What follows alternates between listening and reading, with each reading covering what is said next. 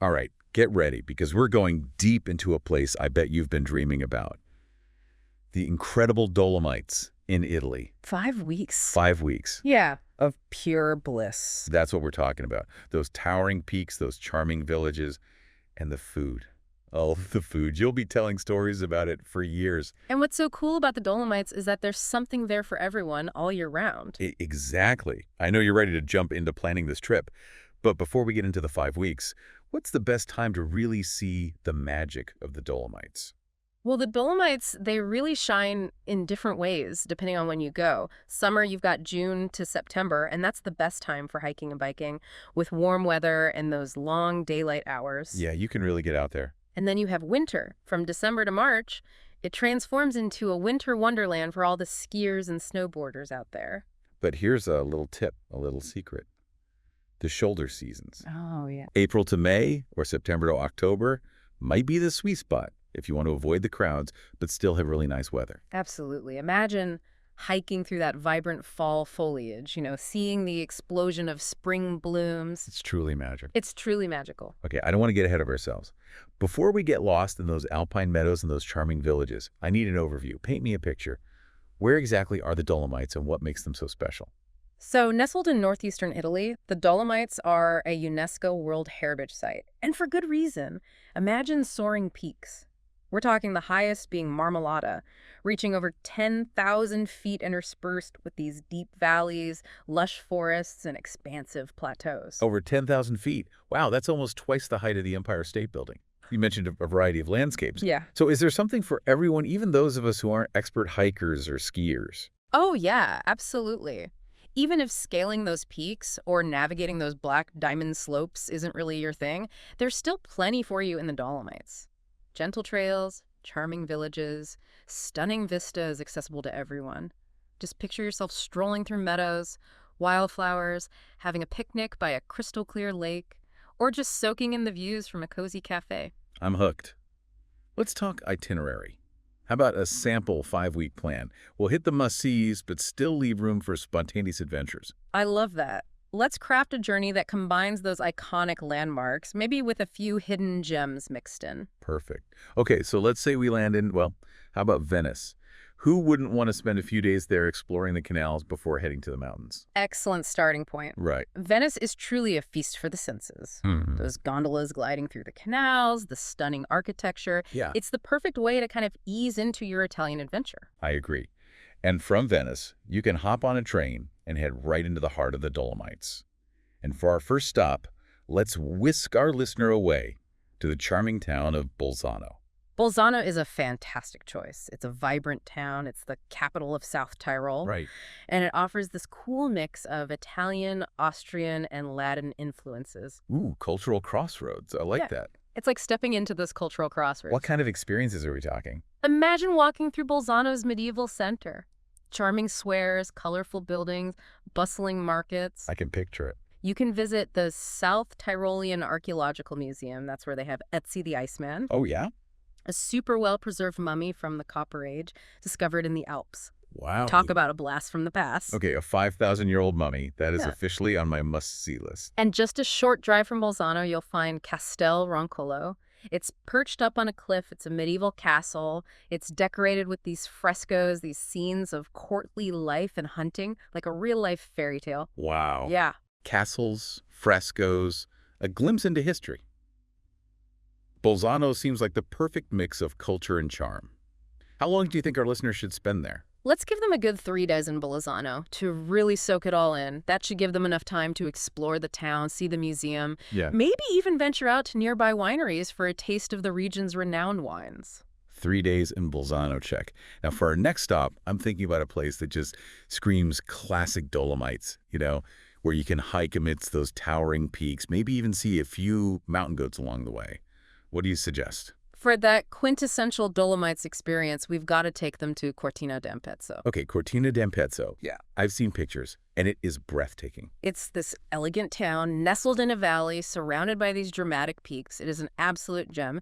And of course, it's famous for hosting the Winter Olympics back in 1956, Oh, yeah. adding a touch of history and glamour to its charm. Cortina d'Ampezzo, those postcard-perfect views. But let's get beyond the scenery. What kind of experiences await our listener in Cortina? Well, first and foremost, Cortina is a hiker's paradise. Imagine conquering the iconic Trecime di Lavaredo. Oh, yes. 3 towering peaks. The pictures I've seen. They're a symbol of the Dolomites. Yeah. Or you could explore the serene trails around Lago Misurina, this picturesque lake, just reflecting those surrounding mountains. Most Crescimo di Lavaredo, I've heard that's a must-do hike. How difficult is it, and how long would it take?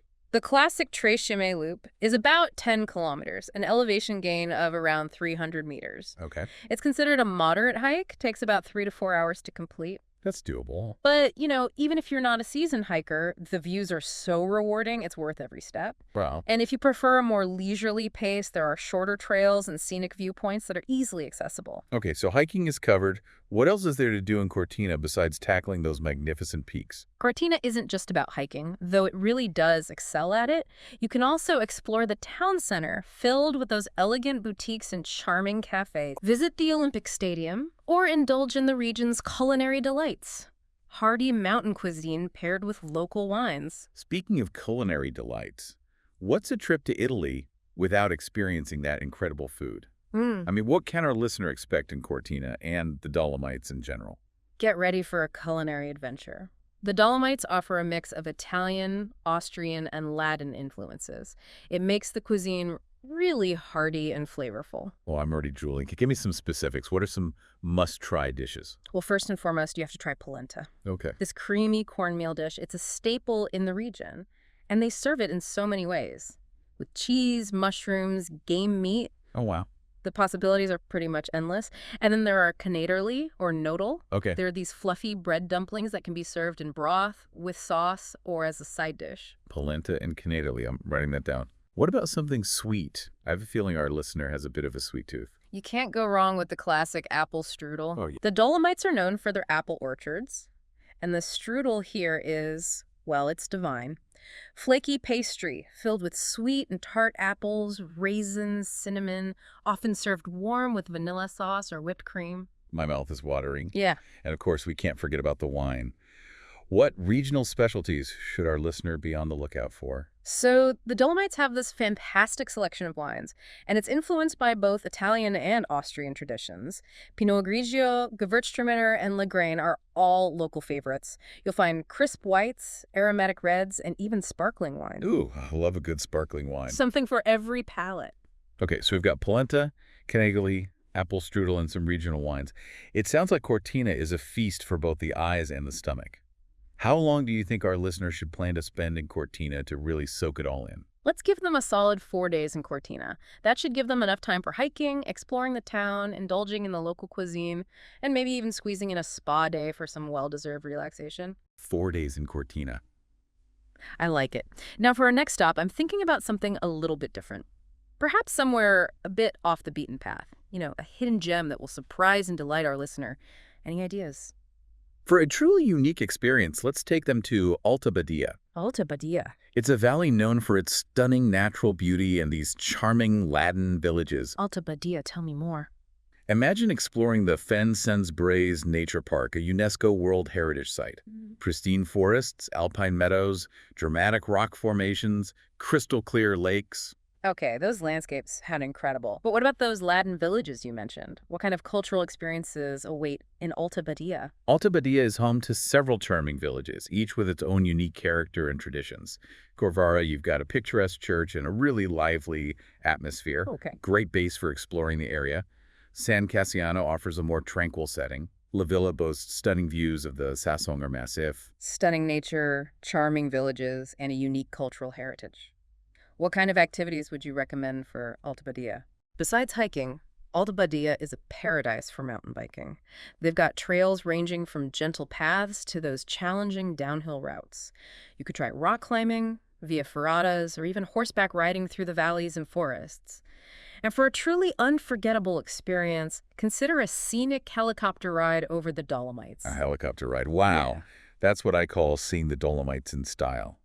It sounds like Alta Badia really is the perfect blend of adventure and cultural immersion.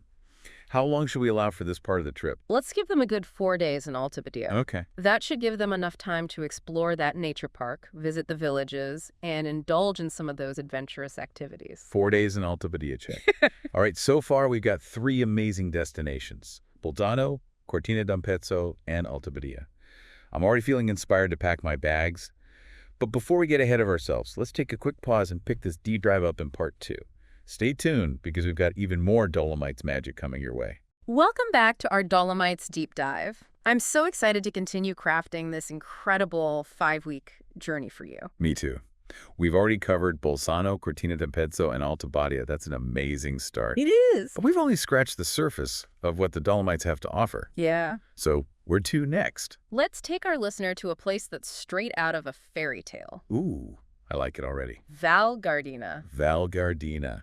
The name itself sounds magical. It is. What's the draw here? Okay, picture this. A valley carved by glaciers, surrounded by towering limestone peaks, dotted with these picturesque villages that just look like they belong in a storybook. I'm picturing it. Val Gardena is a feast for the eyes. Okay, those charming villages nestled amidst the mountains, I can see it. But what makes Val Gardena stand out from the other areas we've already talked about? It has this incredible combination of dramatic landscapes, charming villages, and a rich artistic heritage.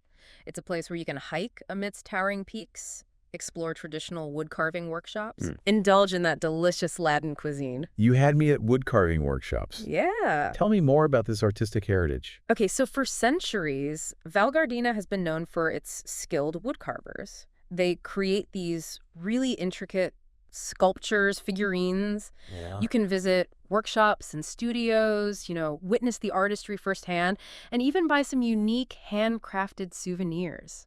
It's a chance to take a piece of that Dolomites culture home with you. A piece of Dolomites history in my suitcase. Yes. I am sold. Yes. Let's get back to those villages, though. What are some must-sees in Val Gardena? Val Gardena has 3 main villages. Yeah. Ortisei, St. Ulrich, and St. Christina each has its own distinct charm. Okay. But they're all connected by that breathtaking scenery and a really warm and welcoming atmosphere. Paint us a picture of each village. What makes them special? Ortisei is known for its elegant atmosphere. Oh. Charming shops, cafes, and traditional houses with those balconies full of flowers. Oh, I love it. St. Ulrich is a bit more lively. It has a bustling town center and a vibrant après-ski scene in the winter. And then St. Christina offers a more tranquil setting, perfect for those who just want a little peace and relaxation. So we've got options ranging from elegant to lively to tranquil. Yeah. Something for every mood. Exactly. What kind of activities would you recommend in Val Gardena? Well, of course, hiking's a must. You can take cable cars up to Saxida and Alpe di Siusi, 2 of the most iconic spots in the Dolomites, and enjoy those panoramic views. And there are also tons of trails through forests and meadows, leading to hidden waterfalls, stunning vistas. Cable cars and panoramic views. Sign me up. Yeah. What about those who aren't up for challenging hikes? Even if you're not a seasoned hiker, there are still plenty of ways to experience the beauty of Val Gardena. You can stroll through the villages, explore the shops, art galleries, or just relax at a cafe, soak up the atmosphere. And for those seeking a bit more adventure, there's mountain biking, rock climbing, and even paragliding. Paragliding in Val Gardena. Talk about an adrenaline rush. Yeah. I can only imagine those views. It sounds like Val Gardena really does have that perfect balance of adventure, relaxation, and cultural experiences. How long should our listener plan to spend in this magical valley? I'd recommend at least 4 days in Val Gardena to really immerse themselves in the beauty and charm of this area. That will give them time to explore the villages, experience those hiking trails, and maybe even try their hand at wood carving.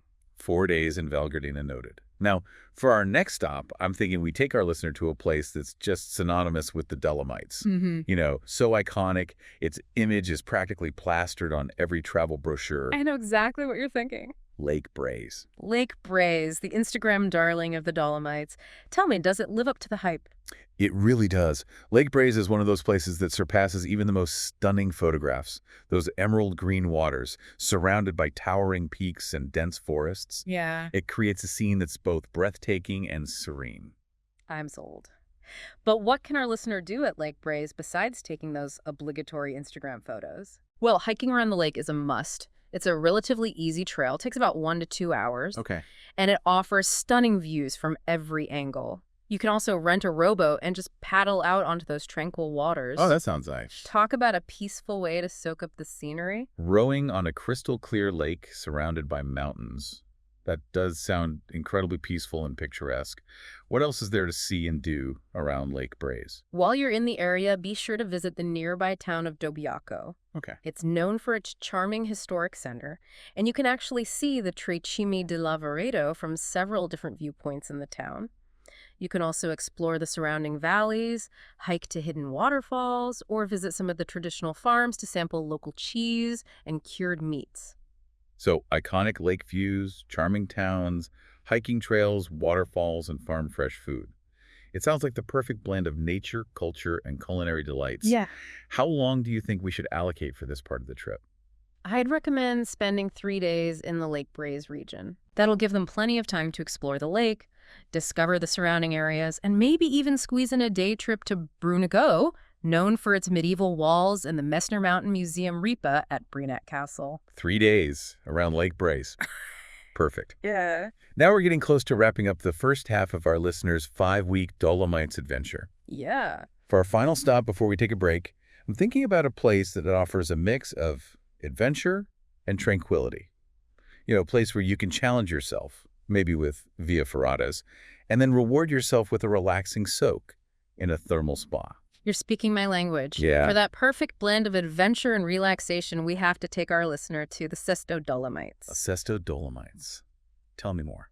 Picture towering peaks, jagged ridges, and lush valleys. The Sesto Dolomites are a sight to behold. Okay. And for those seeking an adrenaline rush, the area is renowned for its Via Ferratas, Yes. those protected climbing roads. Right. You scale these sheer rock faces with fixed cables and ladders. Via Ferratas? Yeah. That sounds intense. But I know our listeners up for the challenge.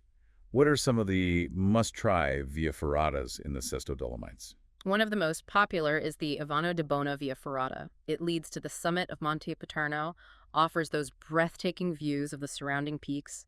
There's also the Strada degli Alpini. It's pretty challenging but rewarding. It traverses a historic World War I route. And then you've got the Ferrata delle Trince, takes you through trenches and tunnels from the war. Wow, they all sound incredible. But for those who might not be ready to tackle a Via Ferrata just yet, what other activities would you recommend in the Sesto Dolomites?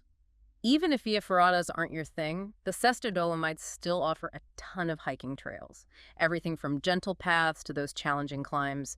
You can explore the Fiscalina Valley, hike to the 3 peaks of Lavaredo from a different perspective, or take a scenic cable car ride to the summit of Monte Elmo for those panoramic views. Okay, so we've got breathtaking hikes, challenging Via Ferratas, and stunning cable car views. But you mentioned something about thermal spas. Tell me more. Yes. After a day of exploring the mountains, what better way to relax and rejuvenate than a soak in a thermal spa? The Sesto Dolomites have several spas that use the area's natural mineral-rich waters, known for their therapeutic properties. Sign me up.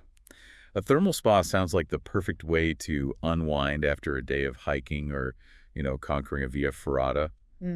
How long do you think we should allot for our listener to experience the magic of the Sesto Dolomites? Let's give them a solid 4 days in the Sesto Dolomites. Okay. That should be plenty of time for hiking, Via Ferratas, spa treatments, and exploring those charming villages. 4 days in the Sesto Dolomites. It sounds like the perfect blend of adventure and relaxation. All right, we've now covered 5 incredible destinations, totaling about 18 days of our listeners' 5-week adventure.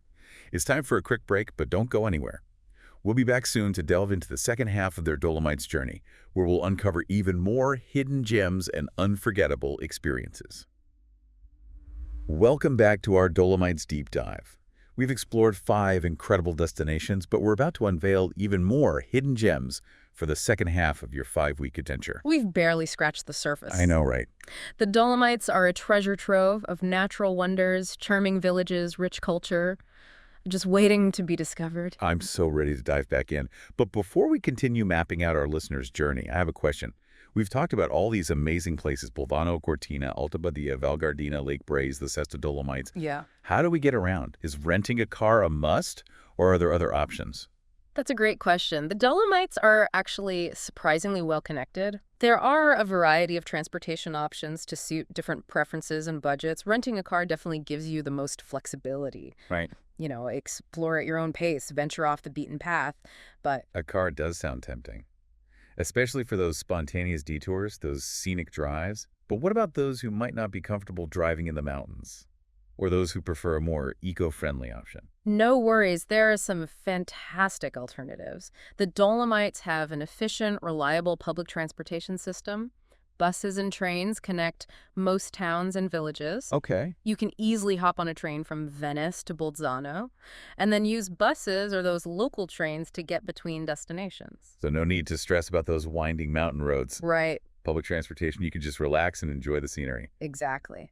But let's get back to those hidden gems. Where are we taking our listener next? Let's venture off the beaten path to a place that's often overlooked, but it holds this special magic. Ooh, I like it. The Val di Funes. Val di Funes. I'm intrigued. Tell me more. Imagine emerald green meadows, rolling hills dotted with charming farmhouses, and a backdrop of those towering peaks. Okay. Val di Funes is truly tranquil and just unspoiled beauty. It sounds idyllic. What's there to do in Val di Funes besides, soaking up that incredible scenery? The Val di Funes is a haven for those seeking peace and quiet, Right. a chance to escape the crowds, reconnect with nature. I love that. Imagine hiking through meadows, wildflowers, enjoying a picnic with a view of those iconic Odal peaks, or just relaxing at a traditional guest house and savoring the local cuisine. I can almost feel the fresh mountain air, hear those cowbells echoing through the valley. Mm. It does sound like the perfect place to slow down and just soak up those simple pleasures. But our listener can't spend their entire 5 weeks relaxing and admiring the scenery. Right. They're going to need a little adventure, right? Absolutely. And for that, we're taking them to the Brenta Dolomites. The Brenta Dolomites. That's a name I haven't heard before. What kind of adventures await our listener in this part of the Dolomites? The Brenta Dolomites are a paradise for hikers, climbers, Via Ferrata enthusiasts. Jagged peaks, sheer rock faces, dramatic gorges, a landscape that will take your breath away. Okay, those dramatic landscapes, I can picture it. What makes the Brenta Dolomites different from the other areas we've talked about? The Brenta Dolomites have this unique combination of ruggedness, but also accessibility. You can find challenging climbs and Via Ferratas for the more experienced adventurers, but there are also plenty of moderate trails, scenic viewpoints that are perfect for those who prefer a less intense experience. So, whether you're a seasoned climber or a casual hiker, the Brenta Dolomites have something to offer. Yeah. What are some must-do activities in this area? For those seeking a challenge, you have the Via del Boquete Alte. It's a legendary Via Ferrata. Yeah. It traverses the high peaks of the Brenta Dolomites, breathtaking views, an unforgettable adrenaline rush. Yeah. If hiking is more your style, the Sentiero de Aquila is stunning. It leads you through forests, meadows, past towering rock formations. Those sound incredible. But after a day of, conquering peaks and traversing ridges, I'm guessing our listener might be ready for some pampering. Yeah. Any recommendations for where to relax and unwind in the Brenta Dolomites? Absolutely. The Brenta Dolomites are home to several charming mountain huts. They call them refugi. Okay. You can spend the night surrounded by stunning scenery. Just imagine waking up to a sunrise over those peaks and enjoying a hearty breakfast of local specialties before heading out. A cozy mountain hut with a view. That sounds like the perfect way to experience the Dolomites' magic. How long should we allow for our listener to explore the Brenta Dolomites? Let's give them 4 days Okay. in the Brenta Dolomites. That should be enough time to tackle some challenging hikes, experience a Via Ferrata, and enjoy the tranquility of a mountain hut. 4 days of adventure and breathtaking views. I'm adding the Brenta Dolomites to my own travel wish list. Now, I'm curious, how do we transition from the rugged beauty of the Brenta Dolomites to something a bit more bubbly? I know just the place.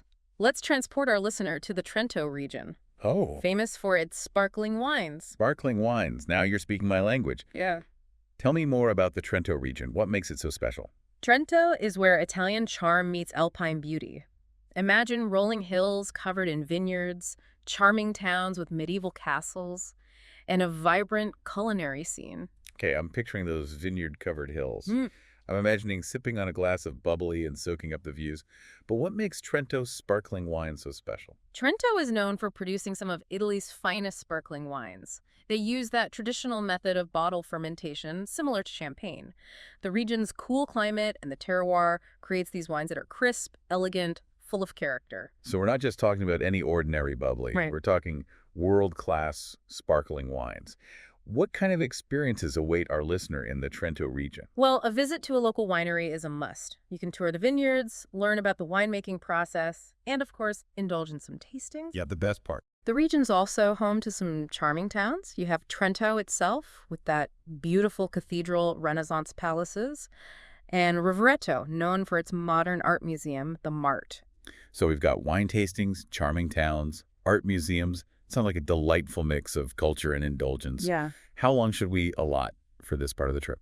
I'd recommend 3 days in the Trento region Okay. to savor those sparkling wines, explore the towns, and maybe even take a cooking class. Oh, I love it. Learn some secrets of Italian cuisine. 3 days of bubbly and culinary delights. Sounds like the perfect way to wind down after all that hiking and adventure. But we're not quite done yet. We still have a few days left in our listeners' 5-week adventure. Any suggestions for how they can spend their final days in the Dolomites? For a truly unforgettable finale, let's take them back to Venice. Oh, back to Venice. Yeah. I love that.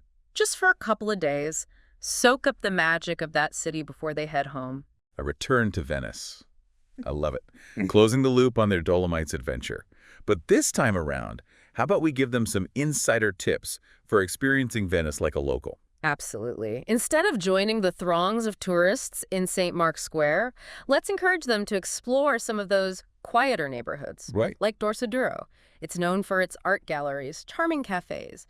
They can wander through those labyrinthine streets, get lost in the beauty of hidden courtyards, stumble upon those local trattorias, the ones serving that authentic Venetian cuisine. I'm picturing myself getting lost in those charming back streets, discovering hidden gems, and just savoring delicious food. It sounds like the perfect way to say farewell to the Dolomites. And with that, our listeners' 5-week adventure comes to an end. But before we say goodbye, I have one final question. Yeah. What's one piece of advice you would give to someone planning their first trip to the Dolomites? Don't be afraid to get off the beaten path. I love it. The Dolomites are full of hidden gems waiting to be discovered. Talk to locals, ask for recommendations, embrace the unexpected. That's where the real magic lies. I couldn't agree more. And on that note, it's time for us to say farewell. We hope this deep dive has inspired you to embark on your own Dolomites adventure. Remember, the mountains are calling. Happy travels, and until next time, keep diving deep.